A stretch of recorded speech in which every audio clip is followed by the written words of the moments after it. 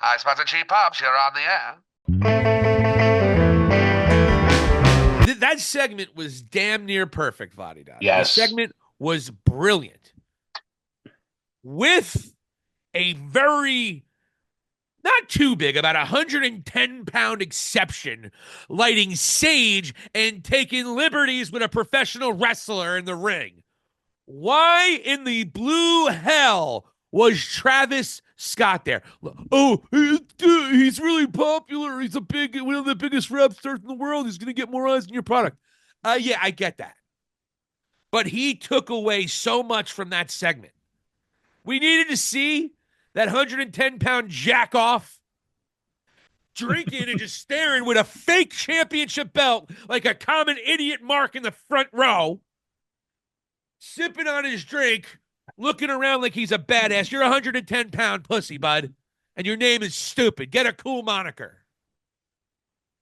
And he sits there in the middle of the biggest angle in your company, one of the biggest angles in the history of your company, where John Cena turns heel, and this little dickhead is in the middle of it, looking like he has anything to do with why anybody was there or why they watched the sport of professional wrestling. And he added zero to the segment. Lighting sage around himself to cover the fact that he was smoking weed on the Netflix debut. Is that why you're calling it sage now?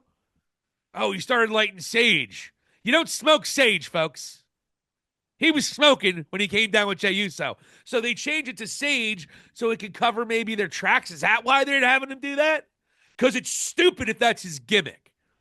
The other gimmick that I don't think is very good by Travis Scott is taking sucker punches and liberties with pro wrestlers. This guy brought nothing to the table in this segment. And in a bizarre twist, took a shot at Cody, knocking him right in the ear, hurting him. It was a clear cheap shot. A legit thrown punch right here. Busted Cody was eardrum clear. and black eye, according to Meltzer. It looked like it fucked Cody up. Yeah. It really did. Cody wide open trying to sell it. And the thing was, it did nothing for the segment because it wasn't on the camera or the time where you would do that. It was like he literally was just trying to take a cheap shot at Cody. And look, Cody has been hurt a lot worse than that in the world of professional wrestling. Right. But I'm telling you, in WWE, I get they're not doing anything that no one else has ever done or that Vince never did. You bring in the celebrities to get more eyes on your product. Mr. T was a legit dude who was considered a badass, one of the biggest men physically, and at least one of the badass looking people, most badass looking dudes in Hollywood at the time. A-Team was top notch and big. Mr. T was huge. Rocky 3, huge. Mr. T looked like he could fuck somebody up. This little twerp can't be more than 120 pounds soaking wet. This little Travis Scott douche, bringing around a fake championship belt like you're anybody of importance. Look, I get it. You make shitty music that stupid people listen to. I get it. Good for you, bud. You're a dime a dozen. You are going to be nothing in 10 years, and everybody knows it. For every Travis Scott, there's about one Neil Diamond, baby. But Travis Scott brought absolutely nothing to the table in this segment, and on top of it, he hurts your biggest babyface in a spot that didn't even help the segment.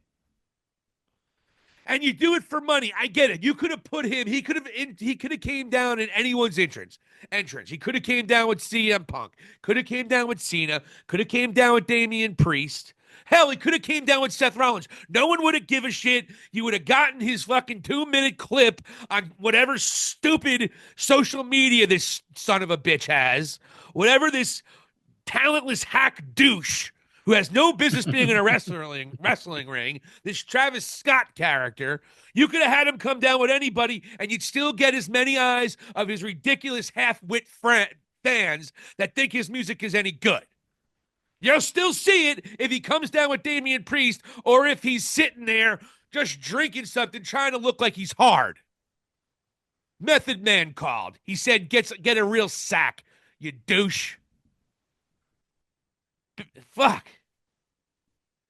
P. Diddy's rolling over in his grave, and he's not even dead yet. To be honest with you, Travis Scott reminded me a hell of a lot of P. Diddy. Just putting it out there. Little twerp. A little smaller than P. Diddy. But a little twerp. Not a whole hell of a lot of talent, but got a lot of accolades. Good for you, Travis Scott. Get your little payday from WWE. Get your little Instagram moments and Twitter moments and X moments. I guess they're the same. And Facebook moments and your little social media moments. And WWE can tout how they have 5-time Grammy winner Travis Scott on their show. And ESPN can care. And you'll get all these extra eyes on you. But don't put them in your main angle because it took a good amount of. Luckily, it wasn't too bad because it was such a great moment. It was survived it. But a lesser moment would have been killed by Travis Scott doing what he was doing. Brought nothing to the table. It was almost a joke. It was almost like put any random rapper there, and it would have made just as much sense. Dwayne The Rock Johnson's buddies with Travis Scott. I don't give a fuck. Like, I thought it was even weird when he picked up Cena or picked up Cody when Cena had his knees locked. It was awkward. He picked up Cody the opposite way, almost hyperextending his knees, and then Cena's pushing him back down. What are you doing? You know what I mean? He had no clue what he was doing. He was either drunk, stoned, or he's just that fucking stupid. It's probably all three. Yeah, and it's like you and I talked about the segment where with consideration of him just being completely out of it. They see how much we enjoy it and respect it. And then the thing is, this douchebag is the one that is hanging on there and just distracting and actually injuring the world champion.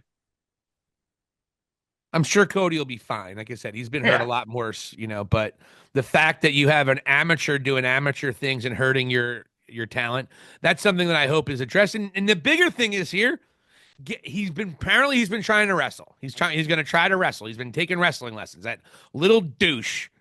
I'm getting tired of these pop stars coming in and just beating the shit out of pro wrestlers. Yeah. Jelly Roll, choke slamming people. At least he's 6'3" and 500 pounds. It was a good choke slam. I mean, who was it? The Miz? Who I think it was Austin Theory. Guy knows how to sell. Doesn't know how to connect with doesn't know how to connect with the crowd, but he certainly knows how to sell. But whoever the case may be, but him, Snoop Dogg laying out two wrestlers, Vince McMahon, even though he's not a celebrity, he was beating up pro wrestlers. It was McAfee, so who cares? But it's again, that's okay if it's a goofy part of your show. But you're not going to have Jelly Roll come in the main event of WrestleMania or in your main angle and chokeslam Triple H. Right. If Triple H is, if The Rock and Stone Cold are going into WrestleMania, Bad Bunny's not coming in and beating the living shit out of The Rock. They don't belong in those portions of your show. Right. You want the fluff. You want to get your stock mark. You want to tell your stockholders you're doing everything you can to grow your brand. You want to do all that. I get it. That's what WWE, their first priority is now, then, and forever will always to be bottom line. Yeah. Which, that's apparently the best part. That's apparently the most important part. And they do a lot of things that suck because of it. And having this Travis Scott jerk off in the middle of your top angle is a big problem. And it sucks. And I have a feeling he's going to keep on coming. The guy's got go away heat. He hurts your people. He clearly doesn't have respect for the world of pro wrestling, for the guys who actually train and give themselves up and trust other performers not to do amateur bullshit like that. Fuck Travis Scott. Fuck his music and fuck any of his fans. Fuck him. Jerk off. And get out of my WrestleMania angle, douchebag. That's what hurts most. Yeah, look. I see shitty celebrity after shitty celebrity, these 5 minutes of fame, douchebag celebrities all over WWE for 30, 40 years. I get it. That's what they do. But they don't put Bob Uecker right in the middle of the top angle of Andre the Giant and Hulk Hogan. Bob Uecker wasn't there taking Bob Uecker wasn't there taking pot shots at Andre the Giant. He wasn't in the ring helping Bobby Heenan bury him. Come on. What is this bullshit? But and I love Travis Uecker. God rest his soul. God bless Uecker. WWE Hall of Famer. But to Travis Scott's defense, I mean, Pete Rose did make it common practice to find himself into the grips of one of Kane's choke slams. Pete Rose got his Or tombstones.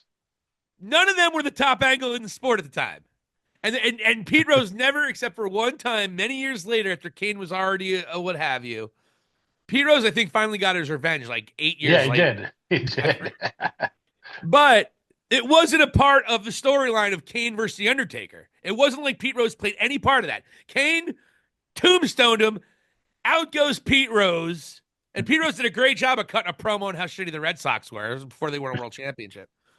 And Kane, because that WrestleMania was in Boston. Mm-hmm. And Kane comes back the next year. Pete Rose tries to hurt Kane again. And this time Pete Rose is dressed up in a chicken suit.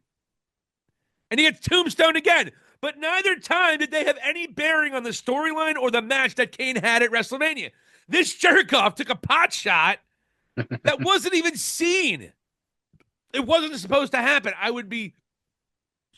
really want to know the story behind that potato by this douchebag, this amateur scum, Travis Scott, on what he did to Cody Rhodes. I would love to know if that was planned and what the ramifications were. He shouldn't come back on the show.